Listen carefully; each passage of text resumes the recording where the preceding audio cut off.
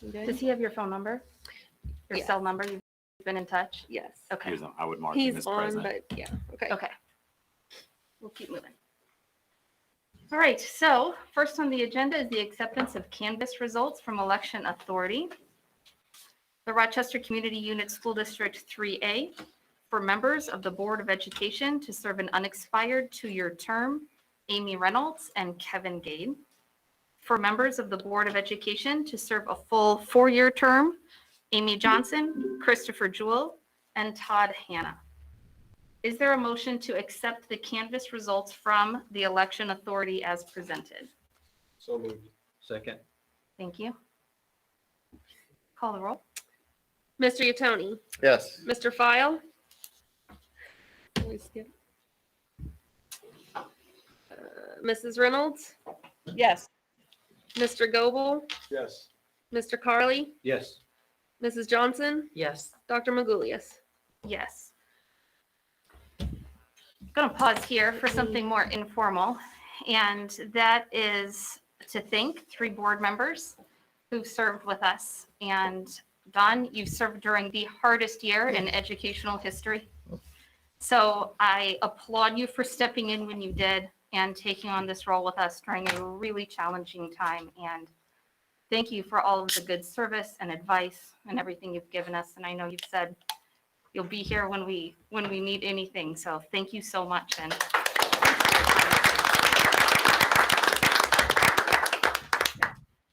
And to Bill Yatoni and Ted Goebel, 12 years of service, culminating tonight.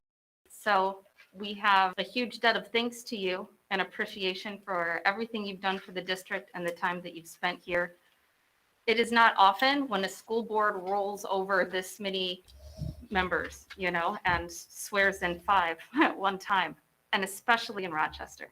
So to see 2 long-term members walk away tonight is bittersweet. We have some great members coming in, but you're going to be missed very much. And everything I've learned from you over the last 6 years, I hope I can carry on and pass on, and the rest of us will too, to the rest of the members coming in. So thank you so much. I could just jump in real quick.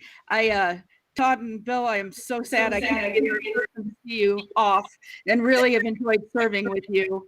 And Dawn, I think I'd already told you this, but the year they made the board for the first time, I ran as well. There were 8 of us for 3 seats. And just like you, I was the first candidate out. And yet, 4 years later, I ran and made it in. So please consider joining us again or attempting to join us again in the future, because you'd sure be welcome back. Thank you. Thank you both.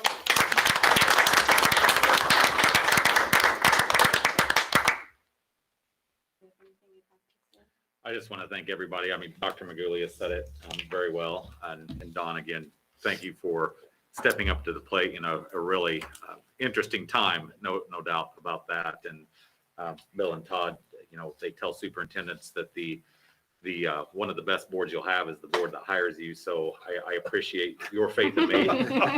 No offense to our new board members, but I appreciate your faith in me and bringing me to Rochester and everything you've done for the district. It's a wonderful place. When I have the opportunity to talk and meet with my superintendent colleagues, as you can imagine, the conversations this school year are quite interesting as we talk about what we deal with in our districts. And I tell them this is a great place to be, even with the challenges. We have an incredible community, and it all starts with the Board of Education that sets the tone with the district, and you're certainly a huge part of that. So thank you very much to all 3 of you. I can't leave without making a financial comment. My last one. That's not in the agenda right now. It'll be short. I was telling Bob earlier, 12 years ago, when we started, we had this huge board meeting at the intermediate school to pass budget cuts, which was a traumatic thing. I told Bob, I thought about resigning after that meeting. If that's what this is all about, but obviously I didn't. And it's good to see now I'm leaving probably the district's in its best financial position it's ever been in. So that's what's happened over 12 years. I tell people I've learned a lot from being on the board, and hopefully I've at least contributed a little. That's my saying. So. Right in my hand. Todd, anything? No. No, I mean, I appreciate there's pieces of the job that are not fun that I will not miss. I'll miss the people. I imagine that I'm going to be one of the board members that after I'm gone, people will have reasons to remind each other about why they complain about me. And I appreciate that role, and I appreciate you. I'm very confident that the district is in good hands. I feel really good about you and that hire, and I am very pleased with you and your role. And I could not be happier about the new board that's going to be seated here in just a minute. Our district is in good shape, great shape. I'm happy. Mr. Carly, anything? I just want to thank everyone. It's been a very positive experience, and I appreciate the opportunity to serve. And like Todd, I think that the new board that's coming on is going to do a tremendous job, and I think will serve the school district extremely well. And Mr. Cox has done just a tremendous job kind of managing through ambiguity. And I know the school district and all of our kids are in good shape, and the teachers and the community. And you've done a wonderful job as president. I think the school's in good hands. So, disappointed not to continue to serve, but I'm very excited about the future. So thank you. Thank you. Okay, we have a gift for each of you. Can you grab one of you with me? Mr. Noble. Put that there. I'm sure there's going to be a picture in your future. Okay, want to take that over to Mr. Carly? This is a traditional gift for longstanding board members, the infamous clock. Yep, thank you. My name on it. Wow, Mine's right on it, too.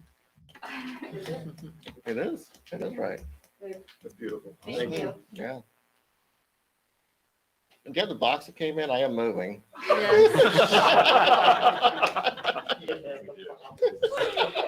Bill, it doesn't have the right time on it. That's right. It does. It's an hour difference. Okay.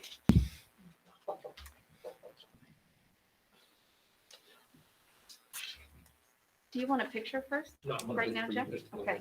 And we're ready for the oath, Straight move into the okay. oath, and then we'll do the adjournment. Wait, can I have the new board members step on up?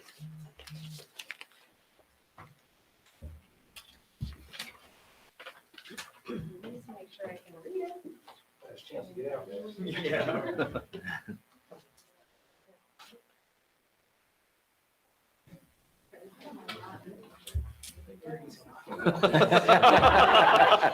want 7 here.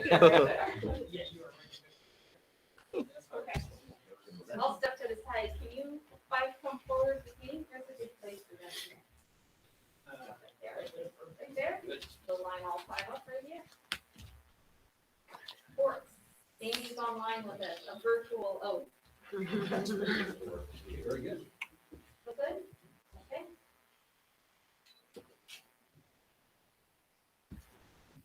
Let me grab one.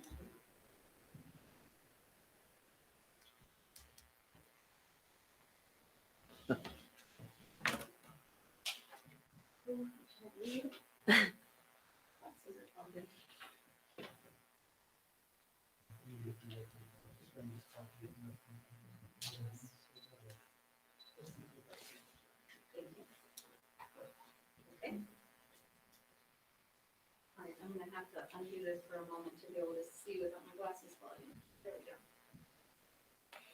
All right, will you please raise your right hand and repeat after me? Using your form there, spine. I state your name and solemnly swear that I will faithfully discharge the duties of the office of member of the Board of Education of Rochester School District in accordance with the Constitution of the United States, the Constitution of the State of Illinois, and the laws of the State of Illinois to the best of my ability. I, Amy Reynolds, solemnly swear that I will faithfully discharge the duties of the office of member of the Board of Education of Rochester Community Unit School District 3A in accordance with the Constitution of the United States, the Constitution of the State of Illinois, and the laws of the State of Illinois to the best of my ability. to the best of my ability. Florida. I further swear that I shall respect taxpayer interests by serving as a faithful protector of the school district's assets. I further swear that I shall respect taxpayer interests by serving as a faithful protector of the school district's assets. I shall encourage and respect the free expression of opinion by my fellow board members and others who seek a hearing before the board while respecting the privacy of students and employees. I shall encourage and respect the free expression of opinion by my fellow board members and others who seek a hearing before the board while respecting the privacy of students and employees. I shall recognize that a board member has no legal authority as an individual and that decisions can be made only by a majority vote at a public board meeting. I shall recognize that a board member has no legal authority as an individual and that decisions can be made only by a majority vote at a public board meeting. I shall abide by majority decisions of the board while retaining the right to seek changes in such decisions through ethical and constructive channels.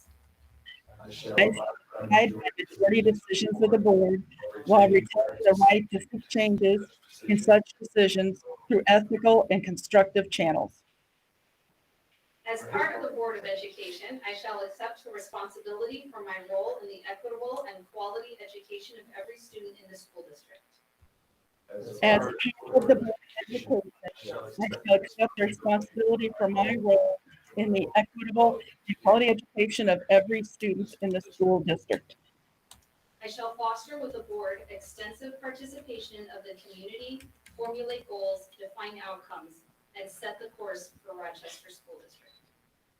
I shall foster with the board extensive participation of the community, formulate goals, define outcomes, and set the course for Rochester Community Unit School District 3A.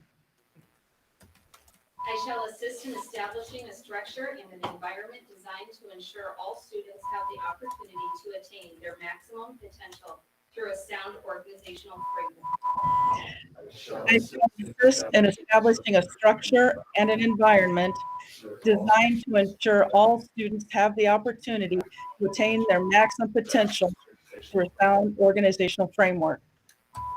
I shall strive to ensure a continuous assessment of student achievement and all conditions affecting the education of our children in compliance with state law.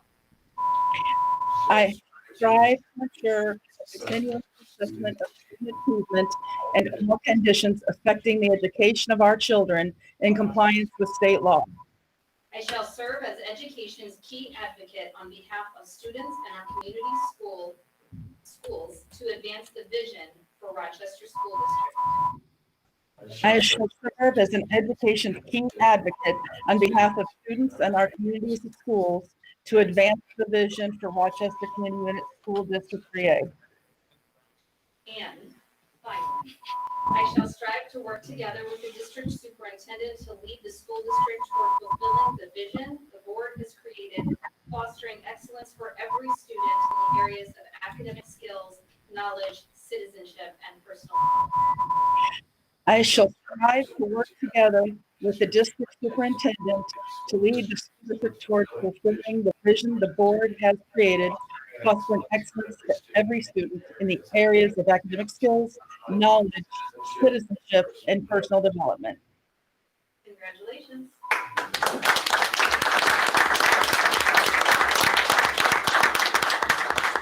Doing that in unison was the hardest part. Okay, we have a certificate for you that I wanna give to you, and Joe, I think it'd probably be a good picture with their certificate here.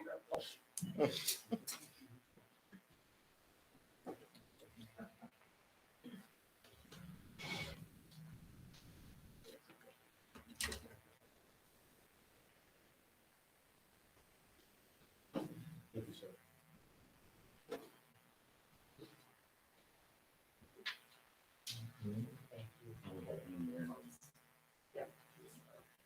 There you go. You guys want to turn around? Line up kind of like you were there. Kept your right behind you out.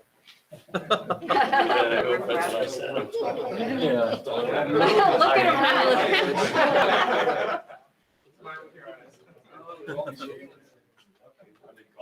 Here we go. Good. 1 on 3. 1, 2, 3. And then 1 like this. Same thing. Good. 1, 2. Smile. How would you like?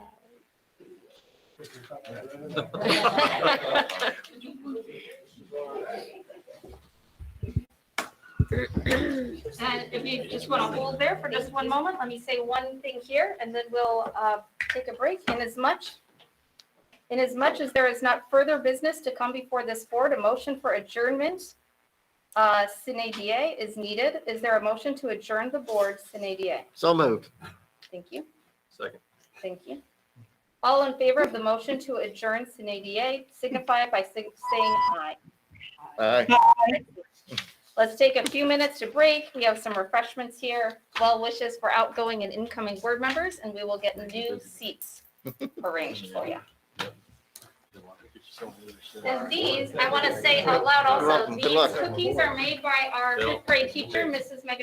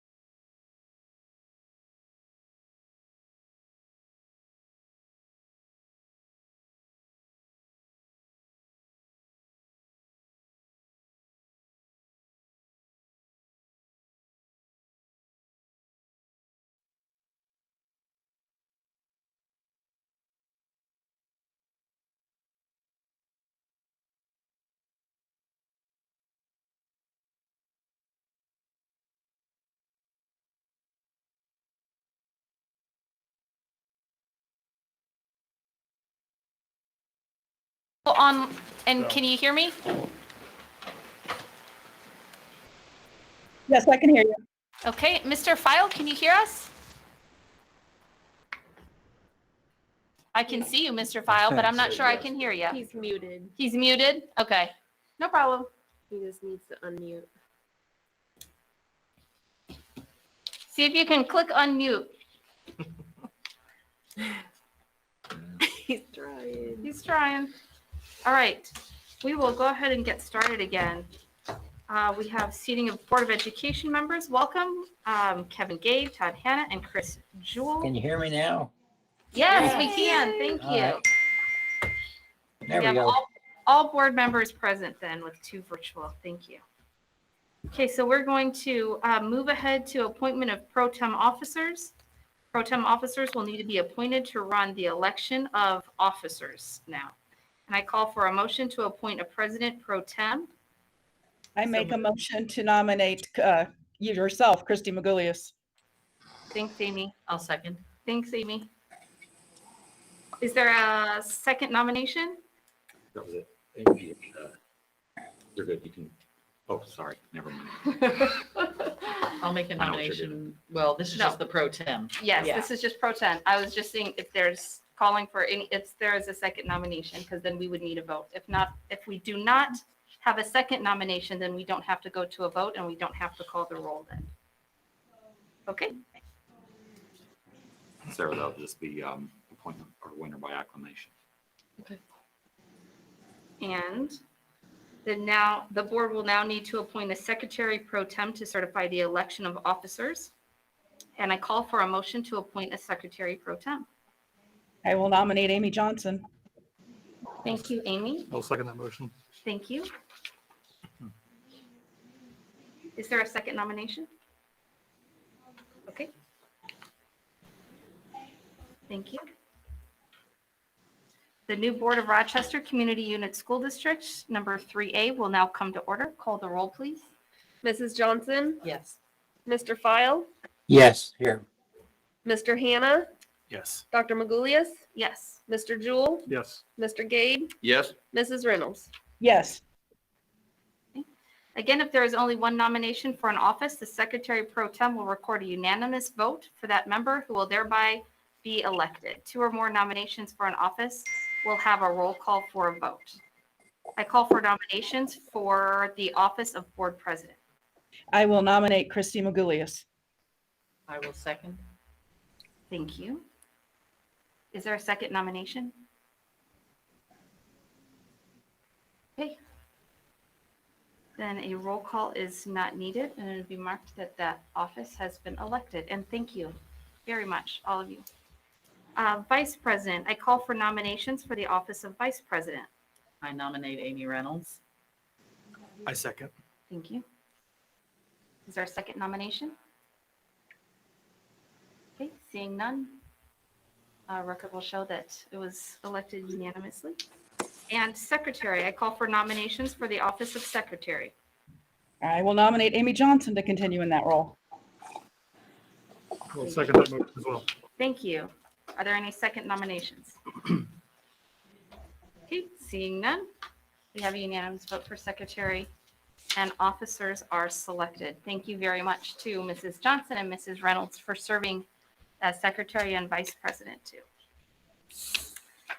Okay, next on the agenda, we have our time and place for regular board meetings, and we recommend that the board continue to hold meetings on the 3rd Monday of each month. There's an exception occasionally, but it's something that you can plan on 3rd Monday of every month at 6:30. And I hope we get to move back into our admin building soon. Okay. We need to appoint a treasurer. Is there a motion to approve Mr. Bob McDermott as board treasurer? I'll make that motion. Or second, I'll second. Thank you. Call the roll. Mr. File, Yes, Mr. Hanna, Yes. Dr. Magoulias, Yes. Mrs. Reynolds, Yes, Mrs. Johnson, Yes. Mr. Gabe, Yes. Mr. Jewell. Yes. We have an acknowledgement of mandated reporter status. Mr. Cox, please share that information for us. Yes. So this is for our re-elected, newly elected board members. All Board of Education members are mandated reporters for child abuse and child neglect. As a board member, it's very possible that there could be a report made to you. So if it is, you'll either call DCFS yourself, or the easier thing to do may be able to call me, and then I can assist you with how to go about that process and make that mandated report. Within your folders, we have, Sarah has those with her tonight, is the form to sign the mandated reporter status. I've already passed them You've out already in our passed it out. packets. Yep. So we just need those back, and we'll keep those on file in the district office. Those are behind your oath, I believe, right, Sarah? Yes, that's correct. I have made arrangements for Amy to bring it to the hospital for me to sign, and I'll send it back. Okay. Perfect. Okay, mandatory board training. All newly elected and re-elected board members must complete Open Meetings Act training within 30 days of taking the oath of office. The link will be sent to you following the meeting. Upon completion of the training, you will be issued a certificate that will need to be kept on file in the district office. New board members will also be required to complete governance, leadership, and performance evaluation Reform Act training within 1 year of the oath of office.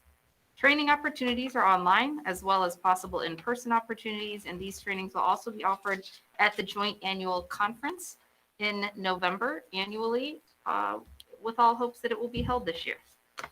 The training log for the board will be posted to the district website following the organization meeting. Just a couple housekeeping items I'd like to add to that. So everyone, and Amy Johnson, I know you just did this, but you get to do the Open Meetings Act training again. My recommendation is that you would do the Open Meetings Act training online. It's very easy. Sarah can send out the link for that. You'll get a certificate. And once you get that certificate, you can just email it to us, and we'll keep that on file that we have that.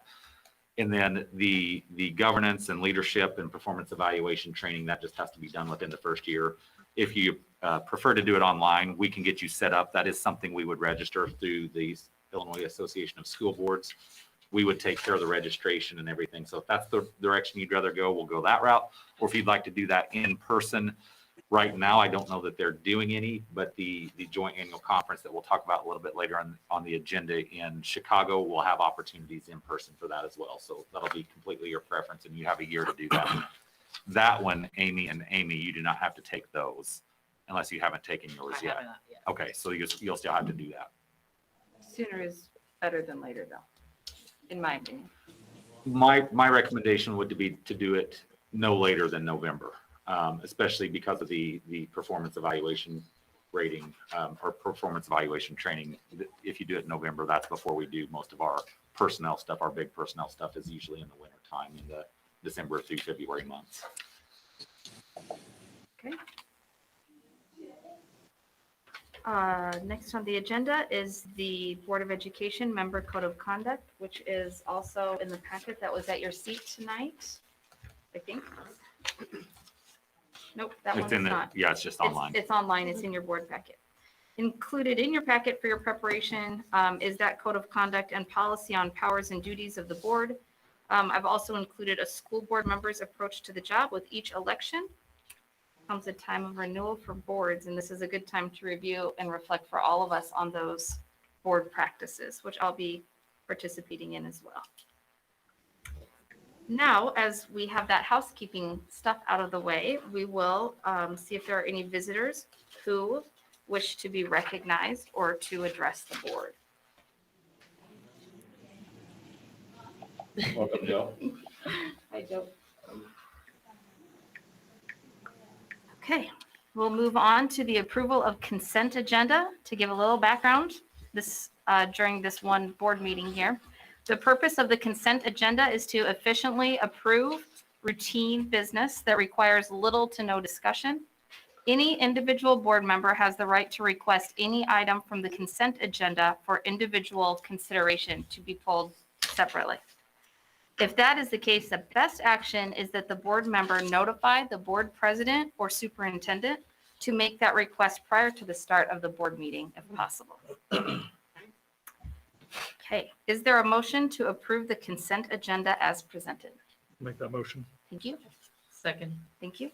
Call the roll, please. Mr. Hannah, Yes. Dr. Magulius, Yes. Mrs. Reynolds, Yes.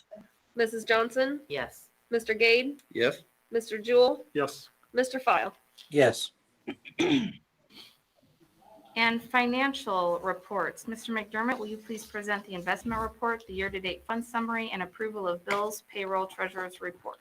Sure. On the investment report, you can see that our overall balances from February to March declined just under $585,000. That is due to regular operating and payroll expenses. With the rates, short-term rates pretty much have remained unchanged. Longer-term rates are ticking up slightly, but not a great deal of change even over the last year. So with the investment report, are there any questions on that? All right, I'll move on to the year-to-date fund summary. This, for the new members, this particular report basically gives you what our projection is compared to what was budgeted at the beginning of the year, and we do this every month. And as we go along, I'll make changes in those projections based upon what we have spent, what I think may be upcoming or not upcoming or spent as we get closer to the end of the fiscal year. But you can see compared to what was originally budgeted, the deficit of $856,000 in the operating funds. The current projection as of the end of March shows a surplus in the operating funds of a little over $32,000. Keep in mind, in previous meetings, I had mentioned that the contingency amounts in the operating funds was $140,000. I've taken that out of my projections, so that's part of why you see I guess a surplus now compared to the previous months. I do still think that will get a little bit better as we get closer to the end of the year. But in particular, in the education fund, as part of that particular fund ending up a little bit better currently, our food service reimbursement through the summer food service program, which has continued throughout the school year, as compared to what was originally budgeted, we're probably at least $500,000 to the better on the revenue side with that. On the special education reimbursements, we're probably a little over $131,000 better on the revenue side of that as well. On the expense side in the ed fund, the food service expenses that go along with those reimbursements are still more than what was budgeted, but far less than what we've been reimbursed for through that particular program. Some of the other changes are really just a combination of less expenses in the supplies, materials, and salary lines that were budgeted. In the O&M, there's really no big change on the revenue side of things. On the expenditure side, it's mainly from a $105,000 reduction in my projection of utility costs for the year, as well as a reduction of about $50,000 in contracted maintenance costs. So that's what's helped that fund as well. And transportation, the transportation budgeted number in terms of reimbursements, what we receive, I had originally budgeted receiving 2.5 reimbursement payments. And so far we're closer to about a little over 3, or the equivalent of a little over 3 payments. And quite frankly, we may end up receiving the 4th payment in this fiscal year. So that fund obviously will look much better. I haven't had the chance to talk to you, Mr. McDermott, but this afternoon, number 4 should be in our bank. Well, that one will look better next month. I got word from the comptroller's office since I've seen you that number 4 should be in our bank. If it's not today, tomorrow. Okay. So that's certainly unexpected. Right. So really on the transportation revenue side, that's what's changed there. And on the expenditure side, obviously, we have used much less fuel this particular school year, as well as the new buses that we will purchase are about $34,000 less than what was budgeted in that line. So any questions on the fund summary?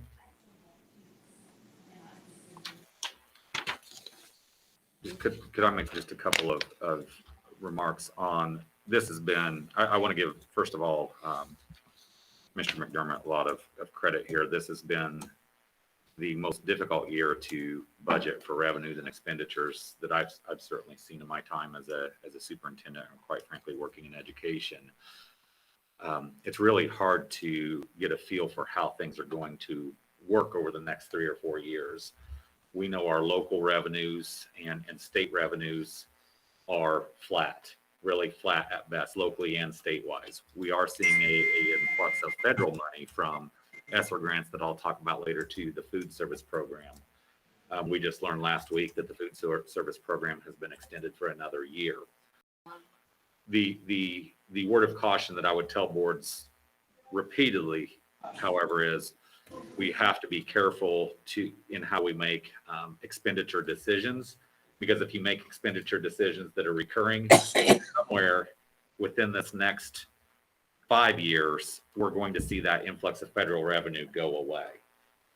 So we have to be conscientious of, yes, we have dollars now coming in, but what's that also going to be 4 and 5 years down the road? So that's where the whole budget process, the financing comes in, making decisions on how we'll do that, look at predictions of enrollment, personnel, all of those different things. Is there a motion to approve the bills, payroll, and treasurer's report as presented? So moved. Thank you. Second. Thank you.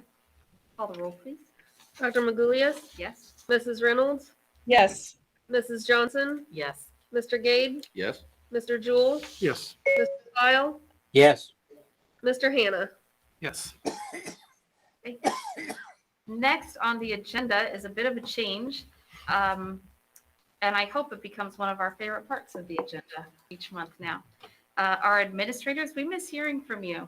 We love your reports, and we'd like to keep receiving just a short, it's nothing that takes up too much of your time. Don't spend days on it, but just a short report each month where we can really see the details.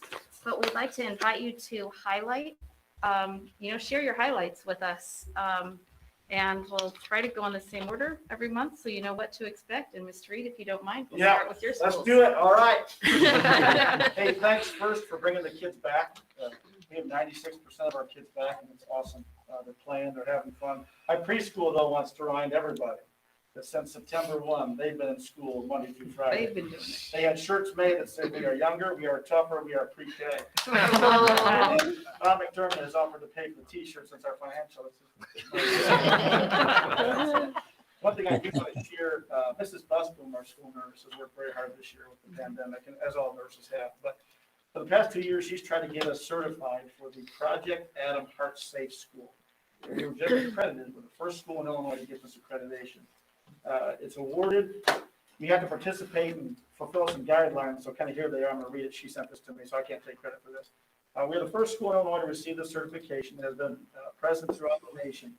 It involves drills with our ERT team, which is our emergency response team. We do drills with the AED, CPR, diabetes, things of that sort. So all type of emergency drills.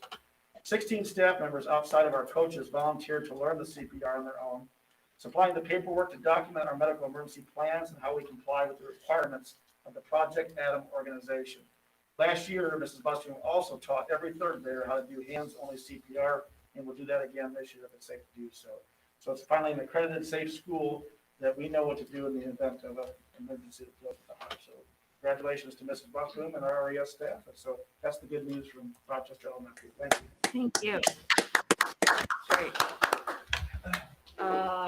Yes, intermediate school. I figure we should Mrs. go in great Yep. order. Mrs. Carey. Okay, so I have 3 things to share. 2 of them are first, and 1 of them is looking forward.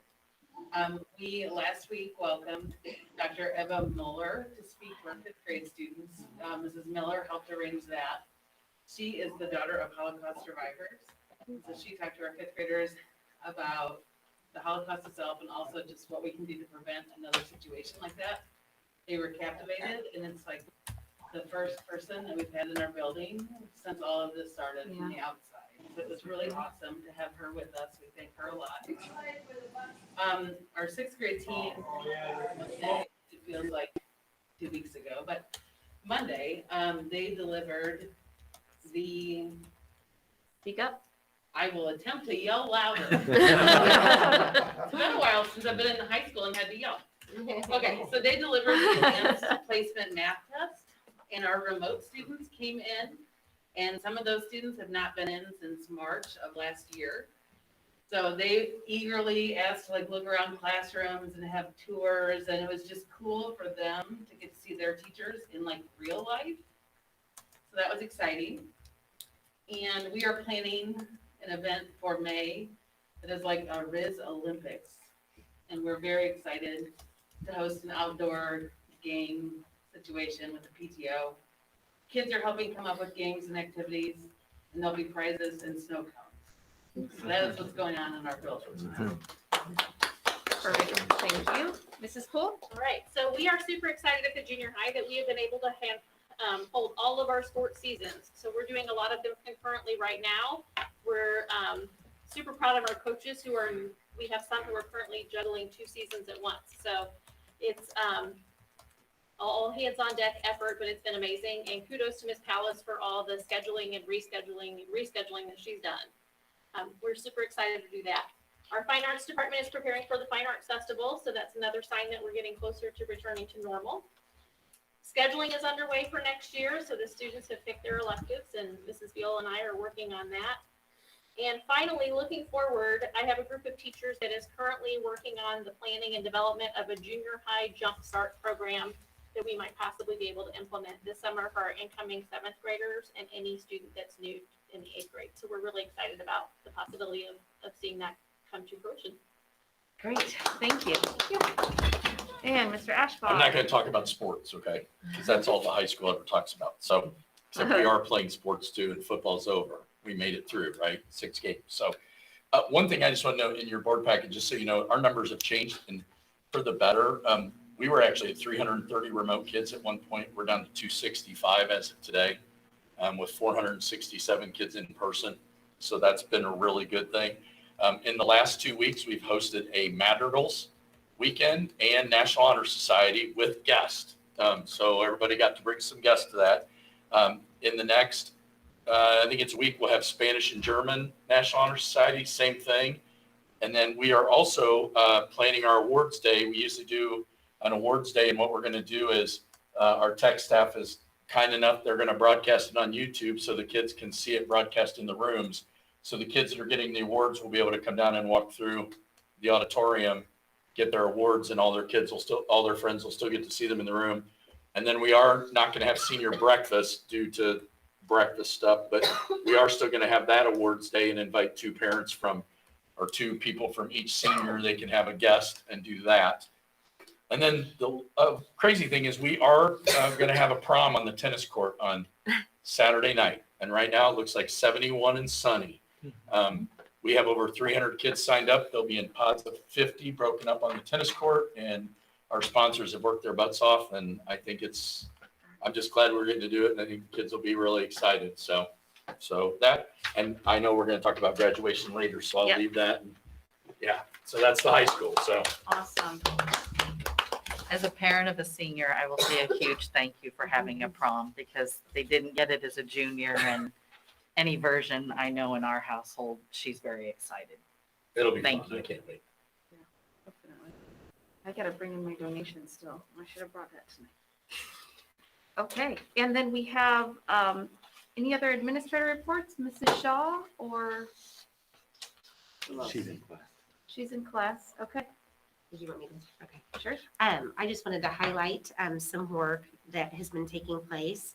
And it's new for many of our board members here, but for the past 3 years, we've worked with the Consortium for Educational Change, as well as the Collaborative for Academic, Social, and Emotional Learning, so CEC and CASTLE, and we had our 3rd meeting and final meeting of the year, and we took a close look at program data that we've been analyzing, as well as what does the future hold as far as looking at our behavioral data for students and what supports we need to continue to put in place at each of our buildings for all of our students, as well as our staff.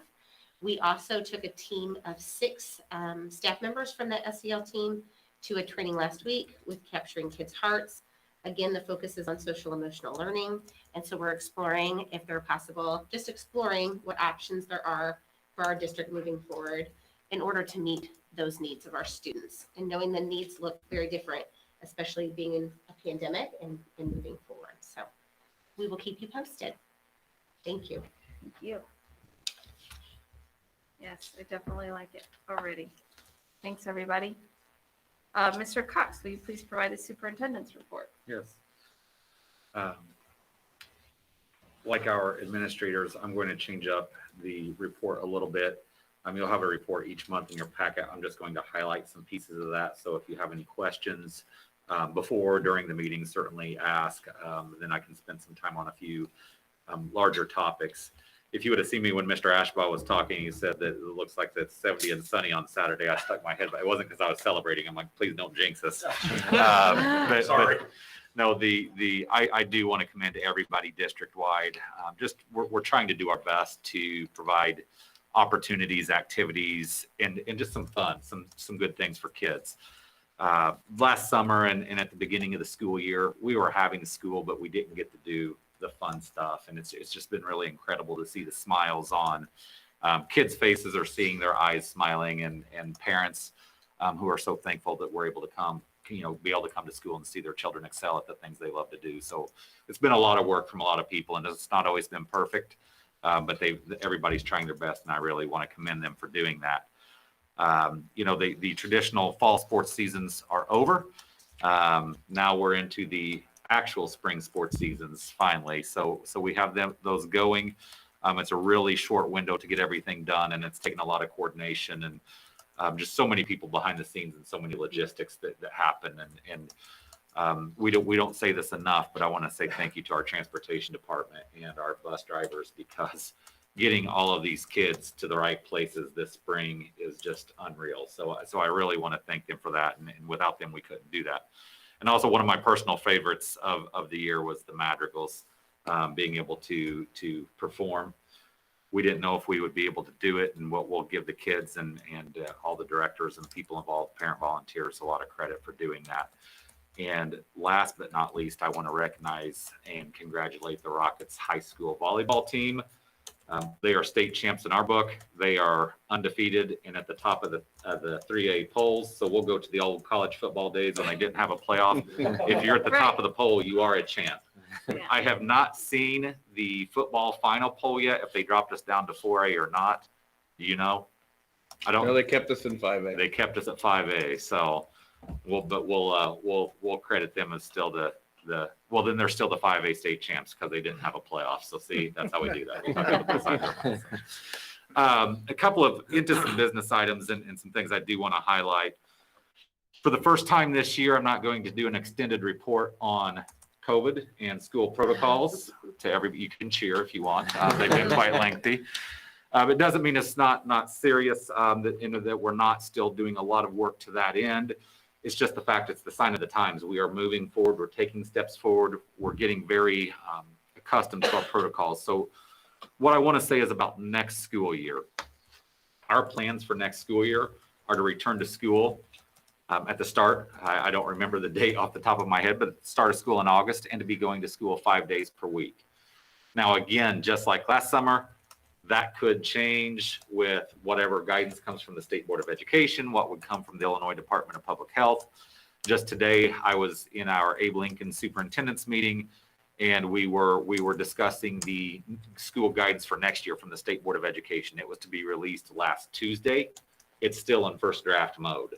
I'm not sure that we'll get that until the summertime, as they still work through that. So there's a lot of things for us to consider, but I do have reason to be optimistic that next fall will look much different than it did last fall. Finance and building committee meetings. I'm just going to touch on this briefly. We'll have a building committee report We are going to need to have a finance and building committee meeting coming up here this spring. The finance committee meeting is going to need to happen fairly quickly because we will be amending the budget this year.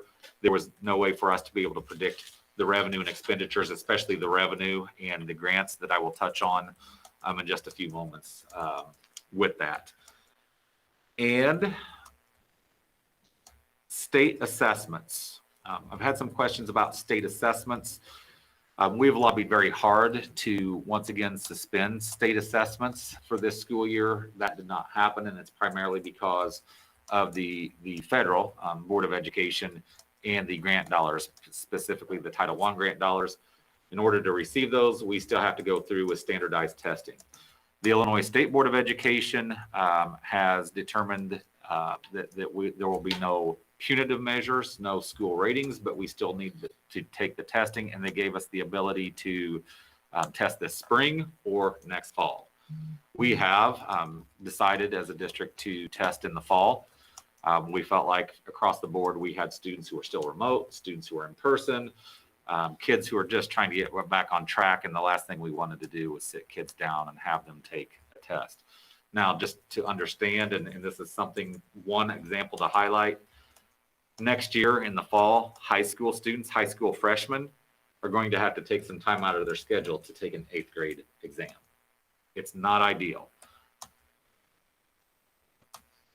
Briefly, I'm just going to point out the fact, I don't know what value we're getting out of this test. And I'll agree with you. Quite frankly, there's nothing standardized about them. You've got kids all over the place. You've got schools that have been remote all year. You've got schools that have been in person all year. You've got schools have done our model, schools who have been hybrid. There's really no way for us to compare school to school, kid to kid, and even year to year. So I'm extremely frustrated that we are moving on with these tests. I'm not alone in that group of educators, but nevertheless, we'll do our best and move forward with that. The grant funding that I briefly touched on, with our ESSER funding, there's 3 grants. We received the first grant at the beginning of the school year, and I'm just giving you approximations of what those dollars were. It was roughly $140,000.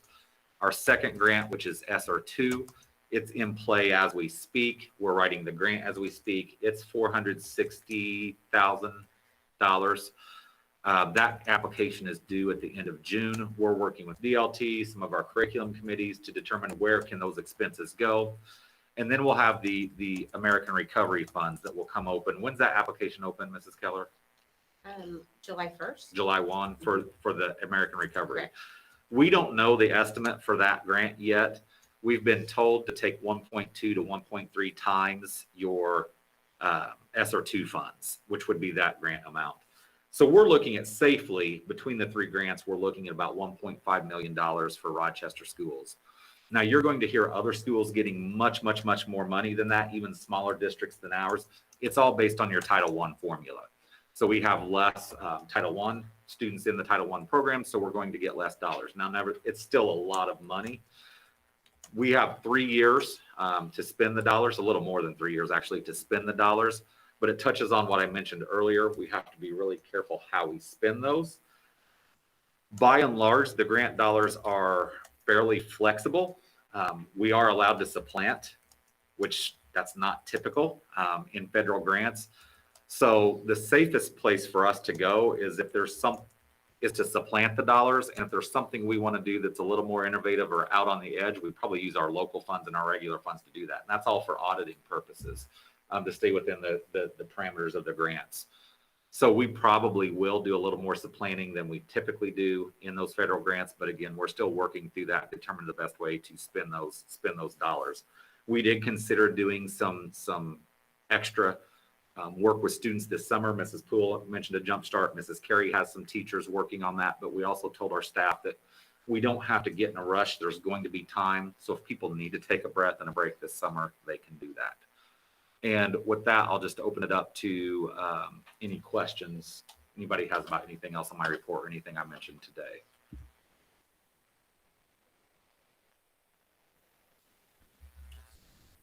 If none, I just want to close it by thanking or congratulating and recognizing our National Honor Society members who were recognized on Sunday. That was really special.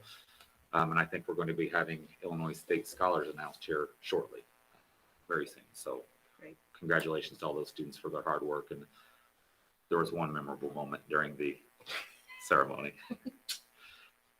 Somebody's daughter almost went off the stage. She'll appreciate me bringing that up. She laughed and it She sounded walked just like down her the mom. ramp. She kind of didn't maneuver the corner perfectly. But for any of those who used to watch a Carrie Bradshaw show, she recovered and was not roadkill on the runway as it was. Now she'll be watching carefully at graduation. And Now she after knows. her, every one of the young ladies in their shoes were very, very cautious as they went down the ramp. So it was a cautionary tale that Yeah. thankfully she didn't fall. She recovered, but she was the entertainment. Okay, we're going to move ahead to old business. We have Board of Education Committee updates. So just for a little background, again, at this meeting only, I'll say a little bit about what we're doing as we move through it. The board uses a committee system to conduct board business efficiently and with a collaborative approach. Each committee has 2 board members plus the board president. Committees include building, extracurricular, finance, policy, personnel, and strategic planning. And your committee appointments are at your seats there with the orange highlights. And it's also shared with you in our Google Docs for tonight's meeting. At the conclusion, well, not at the conclusion of the meetings, but following the committee meetings, at the next board meeting, there is always a report of the committee that met during that month, or sometimes, many times, more than one committee that met during that month. So the committee members, one of the committee members will give that report for the committee update each month. And we have a district leadership team that met this month, and we're going to have Mr. Cox provide the district leadership team meeting update. Yes. And because of our board meeting being moved, we've actually had 2 DLT meetings since we've met last. We had last month, and then we just had another meeting today that Mrs. Keller ran for me because I was attending a baseball game. So she took care of that. So thank you. Really, the updates for the district leadership and district improvement meeting, what the purpose of the committee is for school academic improvement and learning. So we have committee members across the district who gather together, meet, and we make decisions and make updates about where we're going in various areas of our district. The last 2 months, the primary focus has been on the ESSER funds, how we're going to spend those funds, ideas of what we're looking at, doing the research, getting feedback, and going down to the building level committees that have the same process going there. Our focus will be on the learning recovery and the academic side of the learning recovery, social emotional learning that Mrs. Keller highlighted earlier, and then just the overall school and district improvement process, and selecting a learning partner to help us do that, which will all be good uses of those grant funds. The other piece and purpose of the committee is much more celebratory. It's recognizing the work of our incredible staff, our teachers and our support staff. These are those who excel awards. We're doing something a little bit different this year with those who excel. Our process very closely resembles the State Board of Education process. So we're still going to be recognizing our people locally, but we're also working to nominate our people on a state level, from our support staff to our teachers, for those who excel. So we're very excited about that. And I want to thank Mrs. Keller, who really works very hard on getting those people recognized, and our staff are always eager to promote their colleagues, which is great to see. Thank you. And the building committee met this month, and I think Amy Reynolds, Mrs. Reynolds, are you able to provide the summary of that committee meeting? Yes, I can. The purpose of this particular meeting was to hear presentations from 2 different performance contractors regarding the possibility of us entering into a guaranteed energy savings contract. The committee heard presentations from CTS Group and GRP Wegman. Both of them reviewed their business model and provided a general overview of their possible scope of work for the district.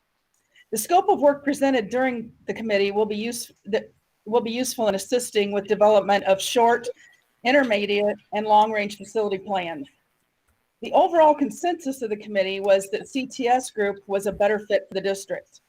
They presented a scope of work that fit performance contracting while also noting areas they saw that would be more appropriate for a hybrid and/or bid spec approach, the more traditional approach.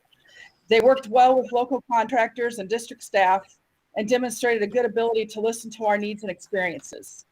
They also have experience working in cooperation with Joe Petty, who is the district's architect. The next steps for the building commit, our next steps to come out of this particular presentation are that the administration and staff are working with CTS to develop an initial scope of work, which includes recommissioning of controls and lighting upgrades. Prior to work starting, a contract will need to be drafted and approved by the board, and this could be completed at the May meeting. Thank you. That's it. Anything else to add to that? Either Mr. Cox or Mr. Hannah or Mr. File, who are 2 new building committee members. I have a couple things to add. Go ahead. And this blends together in the next agenda item because there's no action to be taken this evening. We put that on there in the really unlikely event that there would be at this point. But a couple of questions I have for the room, and those who were present that evening may have some things to add or some direction to provide. Since that meeting time, we've worked with CTS on just trying to develop that initial scope of work. We looked at that work being much smaller. Anything that we would do would be, relatively speaking, on a small scale side, and we really want to ensure that it stays in the performance contracting piece and doesn't blend over into projects that are not traditionally performance contracting, which can happen if you're not careful with that. So an example for anybody who would not be, familiar with that process, if you're upgrading your HVAC and your controls or your lighting, that's going to fall on that performance contract side. If you're doing a remodel of a classroom, or you're doing something with your parking lot, you're putting down a parking lot, or upgrading some type of facility in that manner, you would not. That would be more of a design, this traditional design approach. They're looking at our recommissioning of our controls in our buildings, and then also just finishing out some of the lighting work that we've done up to LED lighting. We've already started some of that process over the years, but it's stalled out recently for no negative reasons. I've worked with legal counsel to start reviewing the contract and also highlighted the importance that we keep a very traditional performance contract. So we've looked at that language, but we can only do so much of looking at the language until we get the scope of work and see how much cost is in energy savings compared to operational savings. That's where we'll really know what that looks like in terms of the contract. So there's nothing for me to present to the board for any type of action or deep information. So the direction I would need is, when we get that scope of work in that initial contract, do we want to have that presentation here at the board meeting, or do we want to have another committee meeting and really dive into that there? Because it could be quite lengthy. It won't be as long as the last committee meeting, but it could be much more detailed than you may want to have at the board meeting. And if that's the case, we'll probably have that committee meeting scheduled potentially here in May. My recommendation would be at the committee meeting.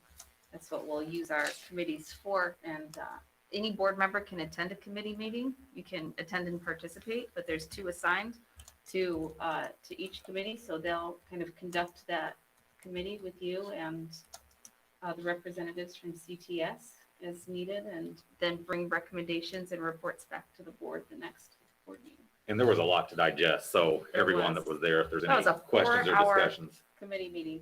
Longest I've ever had, but it was also worthwhile. I think it was a productive meeting.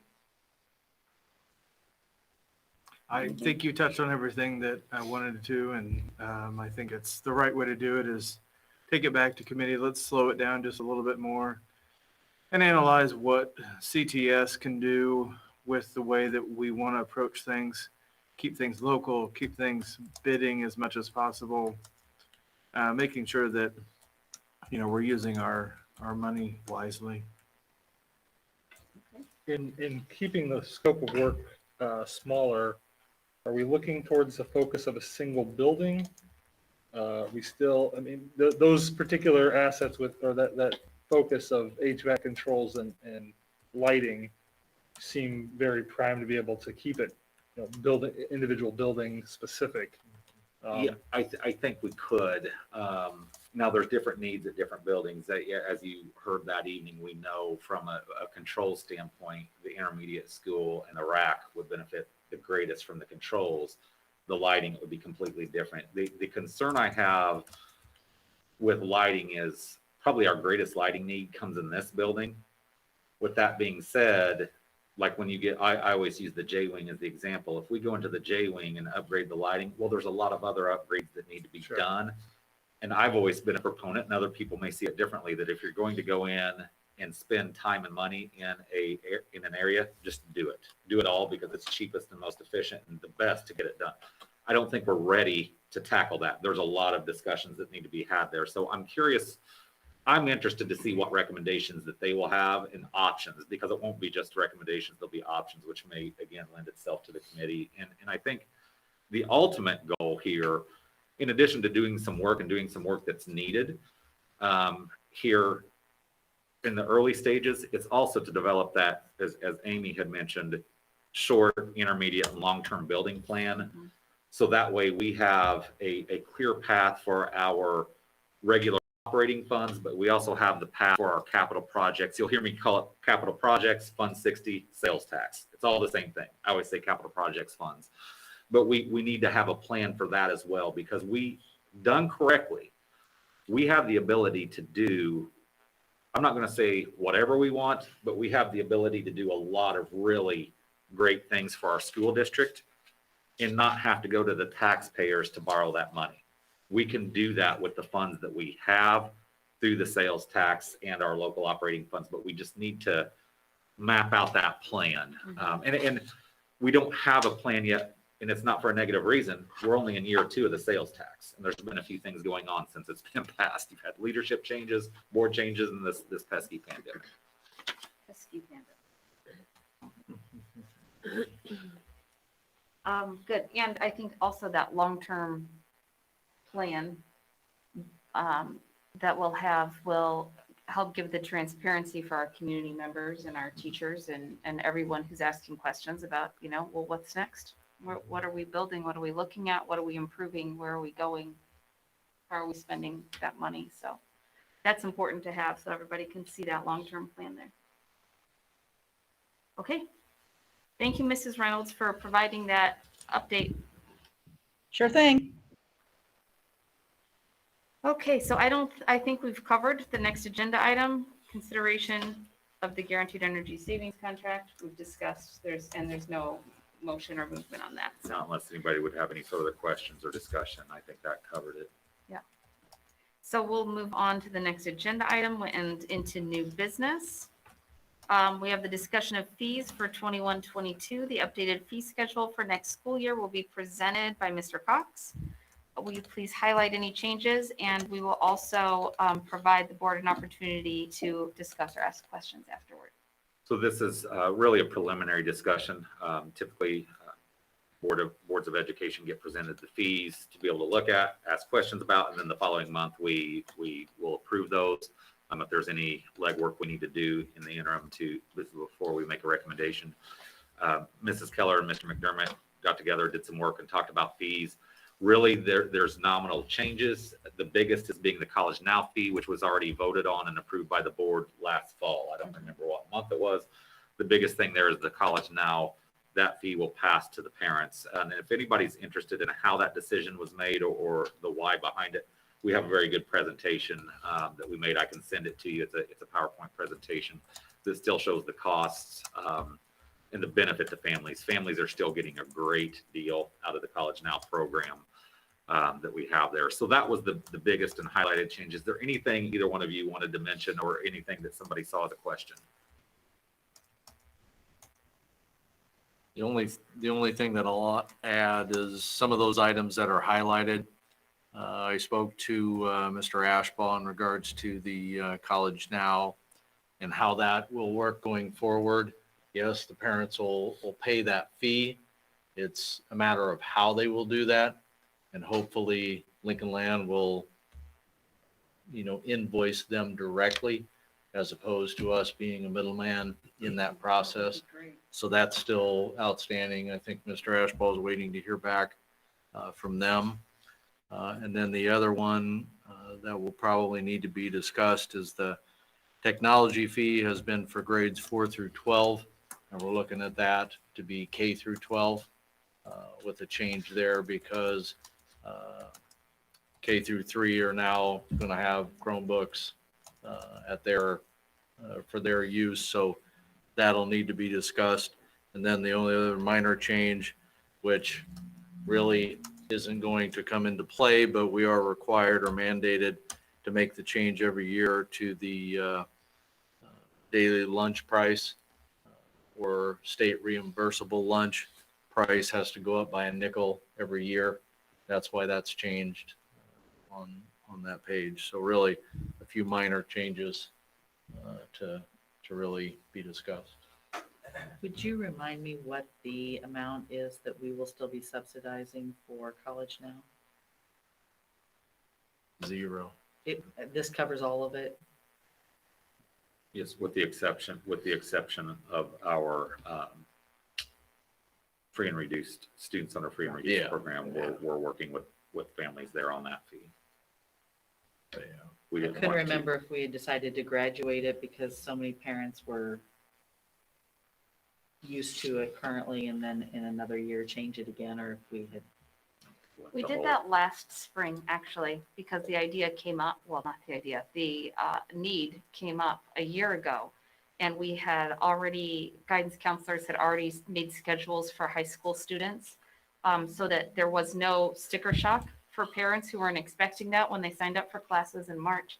We decided to hold that until this past fall to make the change then so that when they're looking at classes this spring, they were aware of the fee.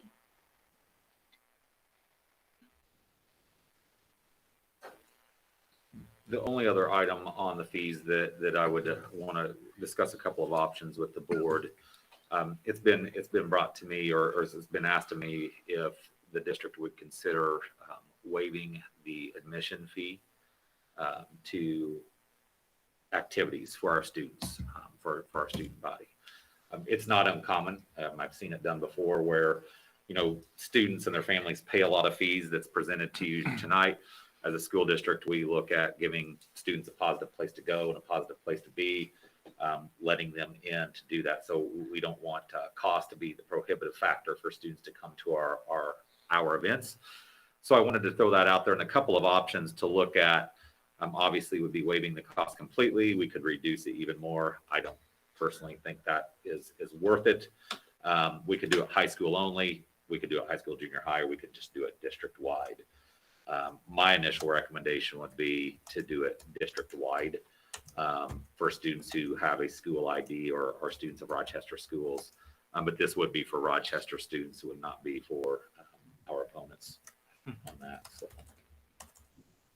I will say it's been nice not taking gates at this year from a just procedural standpoint. I don't know that Mr. McDermott cares for it from a budget standpoint. So any thoughts or questions on that I would certainly welcome. I'm in favor of it. I want to encourage students to attend school functions and, I don't necessarily want to feel like I got to make money off of them, coming to the events. Charge the adults and charge the opponents, but our own students that, they should be encouraged to attend those kinds of things. I would agree with that. I think it's just a great way to build school spirit to have the kids there.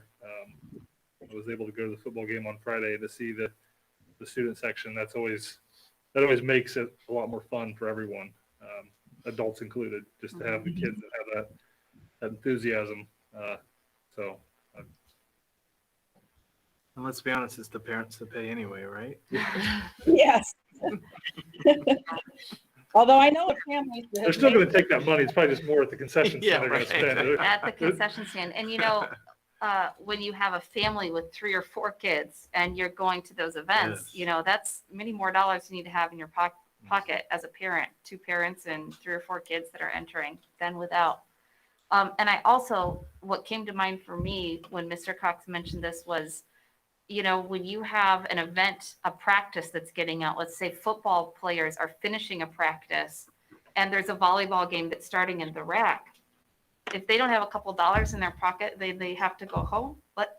Welcome, jump in and let's support each other, support each other as athletes and everything. So I'm excited about it. I think it's one of the most fun things we've done at the board is make this change. If there needs to be an official motion, I will make the motion to change our fee schedule to show that Rochester students pre-K through 12 with a student ID will get in free to activities. Add that to the agenda next month. We don't have it as an action this evening, but we could add that as an action next month. Thank you, Mrs. Reynolds. We will bring that. That'll be an action on our agenda next month. Okay, perfect. Thanks, everybody.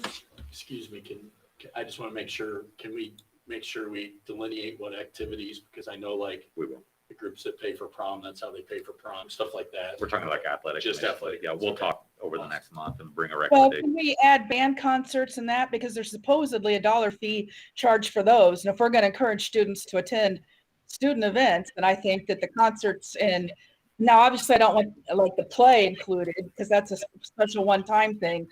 But, regular activities like that, I think should be included. Great. All right, we will be back to that next month. All right, next on the agenda is the discussion of the 2021 Illinois Association of School Boards Joint Annual Conference. So a little background, the Illinois Association of School Boards, in collaboration with the Illinois Association of School Administrators and the Illinois Association of School Business Officials, will hold the annual joint annual conference, commonly known as the III Conference, in November of this year. They hold it annually in November. It's an opportunity for board members and school administrators to receive trainings, really important trainings and development in their roles, and learn more about their role for their districts. So we will get an update on the joint annual conference, and it will also be helpful to get an idea of how many of you plan to attend. And second, we will have Mrs. Reynolds discuss the resolutions process. Just to add to the joint annual conference, and we have several people who have not been or have never heard of it before this evening. It truly is one of the premier education conferences in the country. You have, on any given year, about 15,000 people attend. Of course, as you know, we have a lot of school districts in Illinois. So there's. It's in Chicago. Yeah, in Chicago, it's the same weekend. It's always the weekend before Thanksgiving, Thursday through Sunday during that time. So we can get you more information. We'll be emailing you information. The biggest thing is to get an idea if you would like to attend. Your spouse is welcome to attend with you. That they're responsible. You're responsible for your spouse's expense, or if you have family that would want to go with you, they can, because there is time at the end of the days, of course, that you're on your own. During the day, it's pretty full. You can spend 8 o'clock to 5 o'clock at the conference every single day there, but there's a lot of sessions, a lot of good things. We get the conference registration opens up in June. June 8th, I believe. So if you have any questions when we send you the information, you can talk to us, because we would register then, and it's important we register as quickly as we can, because with so many people attending, you want to get into a hotel where you're not walking multiple blocks to the conference. That's the biggest thing, is getting into the hotels and making sure you're there on a conference site. It's held over the course of 3 hotels there on Wacker. It's at the Hyatt and the Sheraton primarily is where the board members sections go, and then there's some administration and secretarial meetings at the Swiss. Okay. Mrs. Reynolds, do you want to do the resolution process for us? Yes, I'm sorry. My nurses were just in here. So resolutions, first of all, let me explain what the Illinois Association of School Boards. I am actually what you call a resolutions chair. There are 22 districts across the state, and we happen to fall within the Abe Lincoln division, which covers 9 counties, Sangamon to Piatt. It's just basically the 9 most central counties in the state. And it's one of the things I love to do. It gets me in on the grassroots level, because what we do is there are resolutions submitted by school districts every year across the state. And what a resolution is a suggested change at the state level, like the state government, try to get them to support school districts and or new laws that might, help us do things easier. So for example, every year school safety comes up at the resolutions level every year. There'll be resolutions about trying to get the state to pay for our resource officers or allow teachers to carry guns, or things like that, because safety is always on the front of the mind and things get discussed. And if they suggest, if they pass the vote of membership later, which I'll get to, then the lobbyists that work for IASB will take them to the Capitol and push lawmakers to support our ideas. So it's your chance to get involved in education at the state level, push things through. So what happens is in August, all the resolutions chairs meet and we go over the proposals at first. And we hear from the people making each proposal. They'll plead their case to us, explain their rationale. And we take a vote as a committee as to which ones we think that should be supported by IASB as a whole. And from there, those get put on like an agenda like we're doing tonight in November for the entire state. Every school board in the state has one vote. So that a member of their board gets nominated to be the person to attend a meeting while we're up at the conference and vote on each of the issues. There will be a consent agenda that lists all of the ones that the committee said we should support. And what happens at the beginning is some of them end up getting pulled, like was being explained earlier, we can do from our consent agenda. The ones that people think there should be a discussion on get pulled. And so then there'll be discussion there back and forth amongst the school districts as to why they support it or don't. Now, normally the ones that we have suggested don't support at the committee level don't come up there unless they get pulled from the consent agenda. Somebody might decide, hey, maybe we should support this, and it'll get pulled. So that all being said, if there's ever an idea that any of you have that you think we should submit, a resolution, I would love to work with you on the write-up of it. And, I have a good relationship with the IASB staff. They would help us. So if there are things that you think that statewide could change, please let me know. Thank you. Did I do that okay? Did that make sense? Yes. Perfect. Thank you. Okay, next in new business is the discussion of Rochester High School graduation process. And following that, we'll discuss 8th grade promotion as well. So due to COVID mitigations and restrictions, graduation is not able to be held at UIS this year, but instead, and with great thanks to our high school and district staff to make this happen, graduation will be held outdoors on the football field on May 30th at 7 p.m. And Mr. Ashbaugh, will you please present what we need to know about that? So we are still having graduation on the same day. So we are going to have it on the Sunday. We moved it to 7, honestly, because I can remember a few days we've had graduation where it's been 90 degrees outside, and we cannot imagine being in the middle of the football field if it was really warm.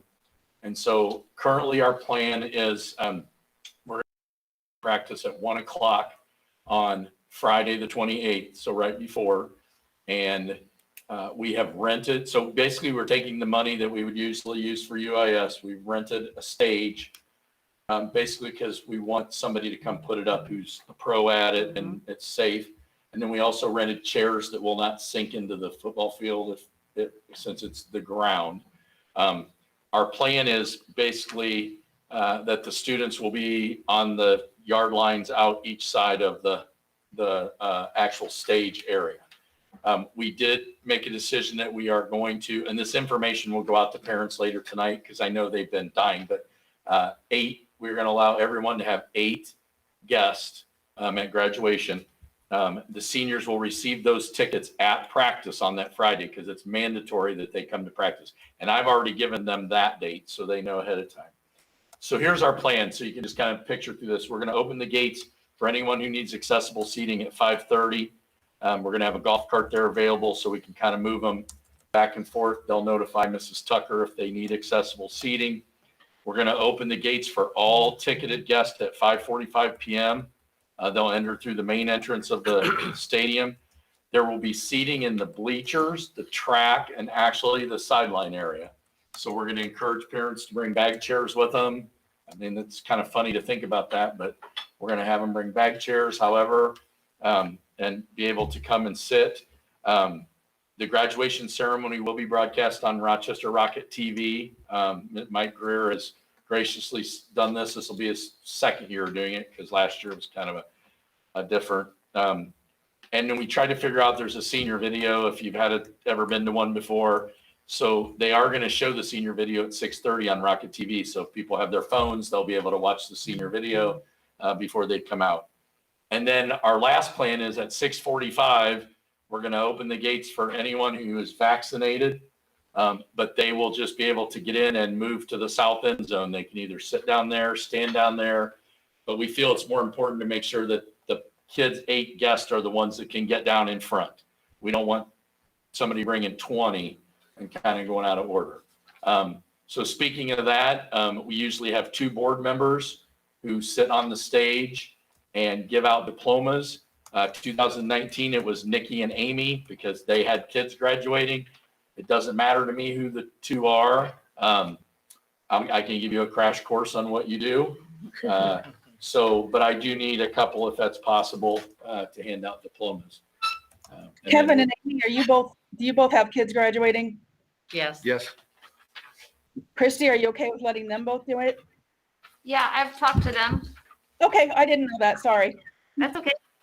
Mr. Carley's also going to give his Then, girls yeah, their, because we reached out to let them if they know, yes. thank you. So, yes, and then we'll just cross our fingers, the weather. Now, I will tell you, we did decide that we are going to have a rain date on Monday at the same time on Monday. But what'll probably have to decide is if both days show some iffy weather, we may just have to go for it. I will tell you that the stage is covered, so the 2 board members and Mr. Cox and I will be here covered. That worked out well. So it's actually lit and covered. So as the lights kind of go down, I think it'll be nice. They are going to take the pictures of the kids beforehand. Usually they do it after on the side of the stage. We're going to have all the kids come and get their pictures taken before, and then they'll also take a picture of them receiving their diploma. We'll have to work out the logistics of, usually it's a handshake. It probably will just be handing them the diploma and taking a picture. We won't do a handshake, but, and then we'll just hope that the weather is good. And I know a lot of schools that do it outside, and I would feel much better about it. Dan and I have talked, if we knew that if the bad weather came and we could just move inside to the rack, but we can't. But I think we got to try it. So I think after last year, I mean, the kids appreciated it last year, but like you said, the seniors actually not only missed a lot of last year, they've missed a lot this year too. And I think it's important to figure out a way to give them a full graduation. So I know it isn't something that can be resolved tonight, but I have already been asked and received texts from people after the CDC announced that if you're fully vaccinated, you no longer have to wear a mask outside. And I think we need to be prepared to answer that question because it's already coming. And probably because I'm a senior parent is part of the reason I'm getting it, but I'm I just just saw passing that it. before I came to the meeting that they said no mask outside. It's very likely that will not be required. I mean, we need to wait and see what our local health department, they've tended to take a more aggressive stance than what the CDC or even the Illinois Department of Public Health has done. But that being said, even at our most recent events, we ask people to wear masks, but if you attended Friday night, for example, we just don't have the manpower, the capacity to be running around telling everybody to put their mask on. We need, if that's the rule, we need people to follow it. If not, keep your distance, but most likely they're not going to have to. And I will tell you that currently our plan is the only people we're checking for vaccinated cards right now will be the people without tickets. So, because originally I know people were like, oh, you're only going to get 4. Can I bring 3 more if they're vaccinated? So our deal is you're getting 8, and that's includes everybody. If they're vaccinated, not vaccinated, 8 people will get a ticket. In a regular school year with this particular class at UIS, we would be looking at 8 to 9 tickets per family. So we're where we normally would be, which is a good thing. Brent, would you mind making sure the school board is included on the email for the link for the senior video? Yes. I would love to see it. So we're actually providing the senior video and the video of graduation to everyone this year. We're just doing it. So Okay. Mrs. Leonard's working on that, and then Mr. Greer will do the video. But yes, thank we'll make sure that you get it. So, and the 2 board members that are going on stage, if you get there before we walk out, we're going to show the video to the kids at 6:15, I think. We're going to show them the video in the auditorium. So they'll get to see it before they go out, just like they normally would on a normal one, so. Okay, anything else about high school graduation? Questions? Okay, Mrs. Poole, 8th grade promotion. So with 8th grade promotion, we don't feel like we can adequately meet all the guidelines in order to do it in the auditorium like we typically have. Last year, we put together the same slideshow that we show in the background on the screen and do all of our awards and recognize all of the students, and we sent that to students and their families. So this year, we thought we would do the same thing. We would still do the slideshow. We would prepare all the awards. We'll give those to kids on the last day of in-person attendance. My teachers are working on a schedule of some fun wrap-up kind of activities to do that last day. So students will follow their regular schedule. One of their classes that they attend, they'll watch the video and they'll get all their awards. So we're going to show it to our 7th graders as well as our 8th graders. Our 7th graders don't usually get to see that. So that's how we're planning on celebrating our 8th graders. Any questions?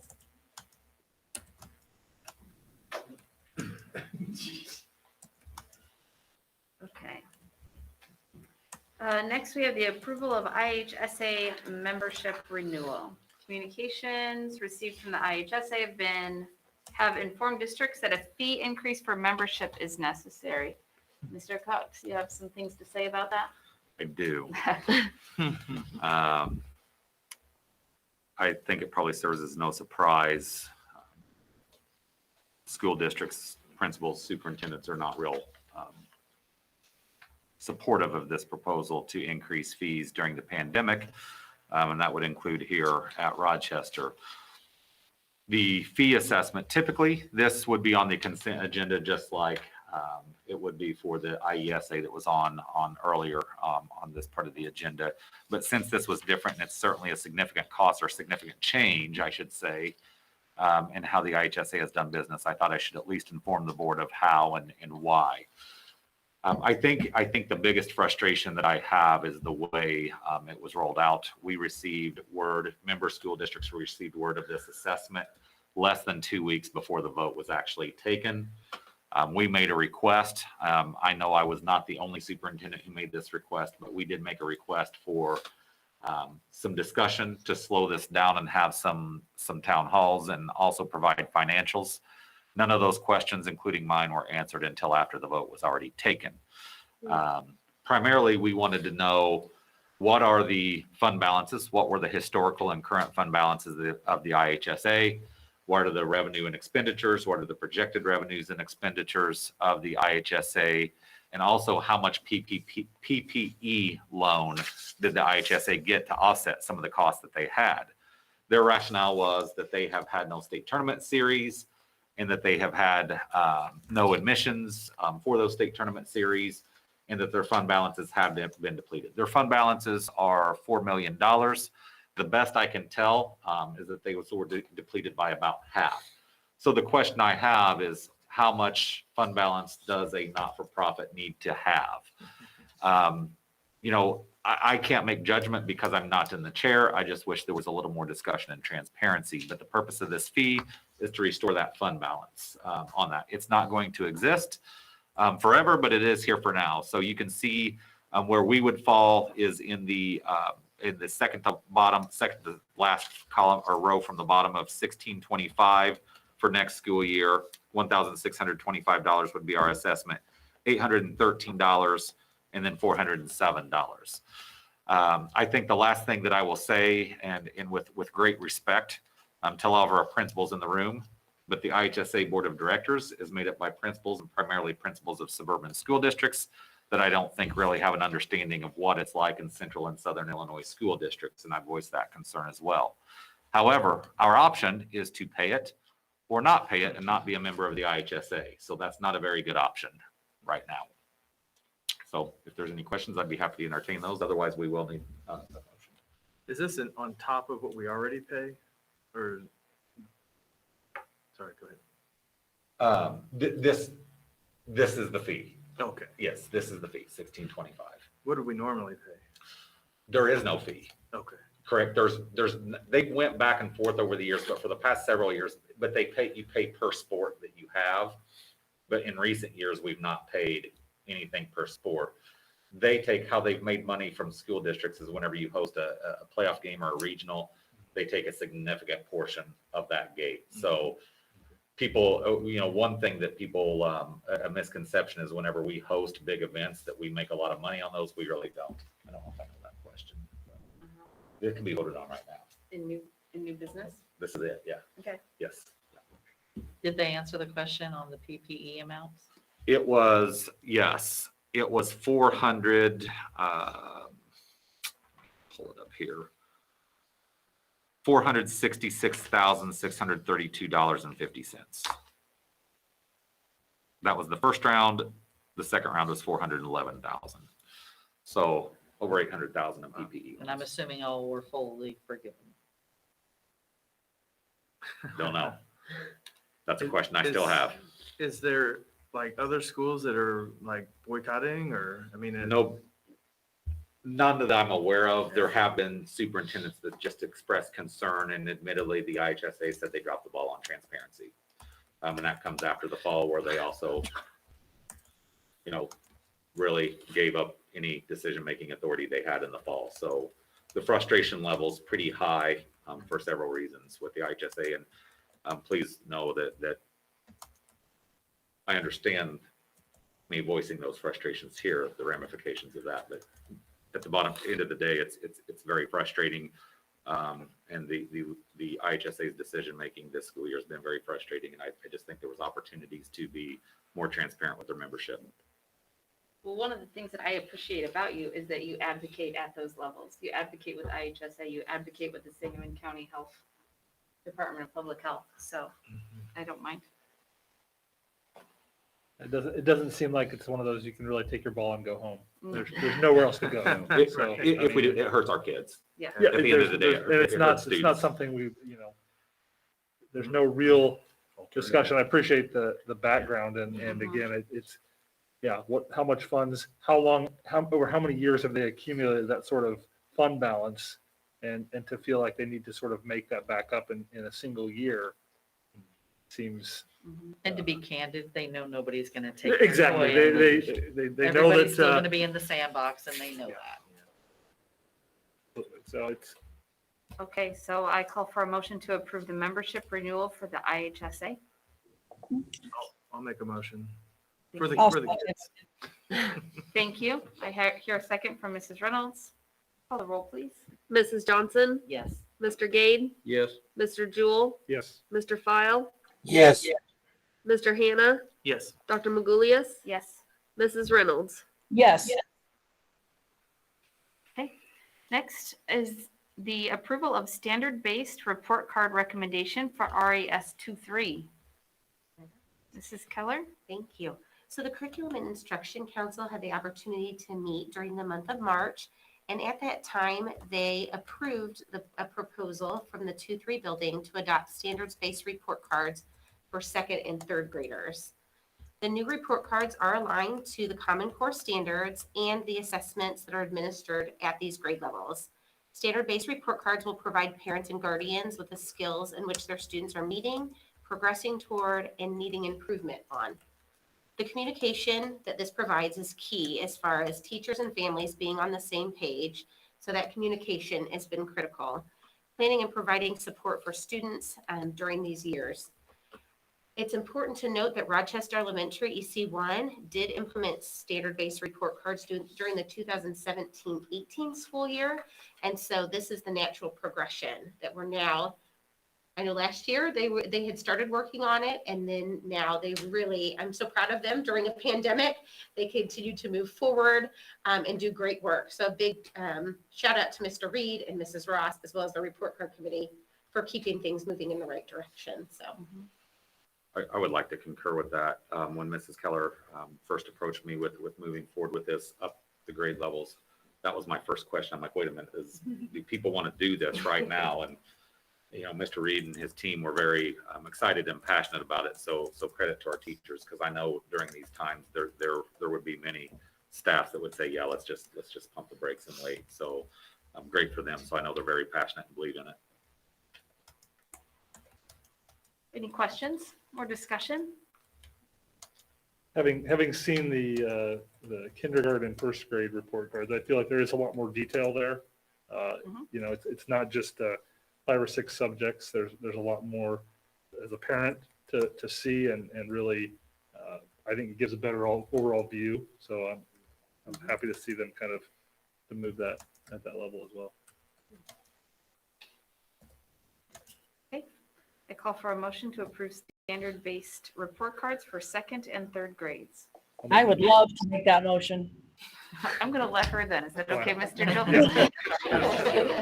Jill? She's in a hospital. I mean, Yes, right? She gets whatever she wants right phoning now. in, right? She gets that. So I'll the make- motion stands from Mrs. Reynolds, seconded by Mr. Jewell. Thank you. And call the roll. Mr. Gade, Yes. Mr. Jewell, Yes. Mr. File, Yes. Mr. Hannah, Yes. Dr. Magulius, Yes. Mrs. Reynolds, Yes. Mrs. Johnson. Yes. Okay, next is miscellaneous. Are there any items from board members for our miscellaneous? Just welcome to the board, our new members. I'm really excited to get to work with you, and I have real high expectations. I think we've got a lot of solid members. Thank you. Okay, hearing no more, I'll entertain a motion to go into closed session for the appointment, employment, compensation, discipline, performance, or dismissal of specific employees of the public body or legal counsel for the public body, student disciplinary cases, the placement of individual students in special education programs, and other matters relating to individual students. So moved. Thank you. Second. Thank you. Call the roll, please. Mr. Jewell, Yes. Mr. File, Yes. Mr. Hannah, Yes. Dr. Magulius, Yes. Mrs. Reynolds, Yes. Mrs. Johnson, Yes. Mr. Gade. Yes. Oh, thank you. We'll take a pause.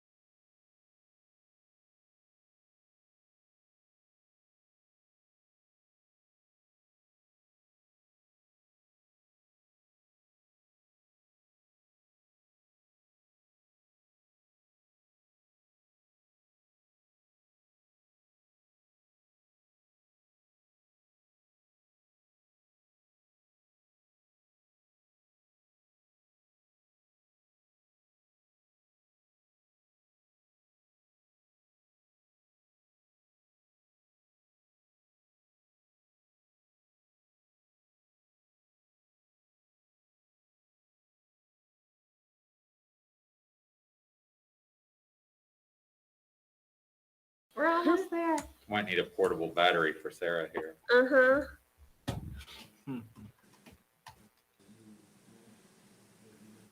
So I'm kind of assuming I made a Rochester first tonight, getting sworn in virtually and from a hospital bed. Yeah. It might be state might- or nationwide first, Amy. Yeah. That's the dedication right there. Or boredom. We'll go with dedication. That sounds better.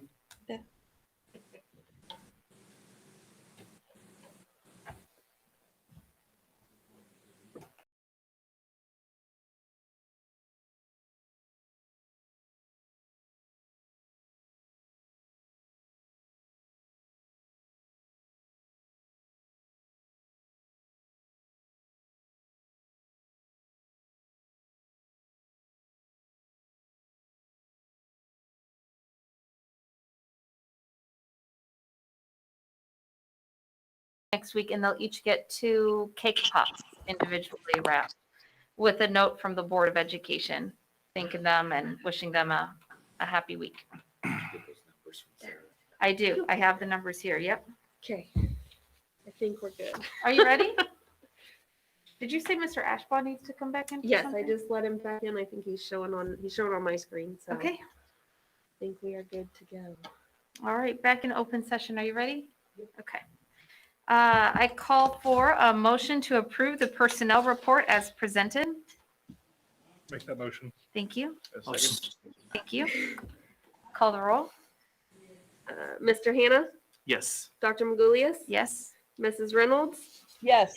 Mrs. Johnson, Yes. Mr. Gade, Yes. Mr. Jewell, Yes. Mr. File. Yes. I call for a motion to approve the memorandum of understanding. So moved. Thank you. Second. Call the roll. Dr. Magulius, Yes. Mrs. Reynolds, Yes. Mrs. Johnson, Yes. Mr. Gade, Yes. Mr. Jewell, Yes. Mr. File, Yes. Mr. Hannah. Yes. I call for a motion to approve the classified support personnel pay increase of 4% with a $750 stipend for the fiscal year 2022. So moved. Second that. Thank you. Call the roll. Mrs. Reynolds, Yes. Mr. Johnson, Yes. Mr. Gade, Yes. Mr. Jewell, Yes. Mr. File, Yes. Mr. Hannah, Yes. Dr. Magulius. Yes. I call for a motion to approve the administrative personnel pay increase of 4% with a $750 stipend for fiscal year 2022. So moved. Thank you. Second. Thank you. Call the roll. Mrs. Johnson, Yes. Mr. Gade, Yes. Mr. Jewell, Yes. Mr. File, Yes. Mr. Hannah, Yes. Dr. Magulius, Yes. Mrs. Reynolds. Yes. And I call for a motion to approve an amendment to the superintendent's employment agreement to extend the contract by 1 year through the 23-24 school year and to confirm and acknowledge that the superintendent has met the goals and indicators of student performance and academic achievement as stated in the original predecessor contract. Excuse me, I'm getting So moved. tongue-tied. Thank you. Second. Thank you. Call the roll. Mr. Jewell, Yes. Mr. File, Yes. Mr. Hannah, Yes. Dr. Magulius, Yes. Mrs. Reynolds, Yes. Mrs. Johnson, Yes. Mr. Gade. Yes. Here's the big one. Is there a motion to adjourn? Yes. Yes. Second. All those in favor say aye. Aye. Meeting adjourned. Good night, everyone.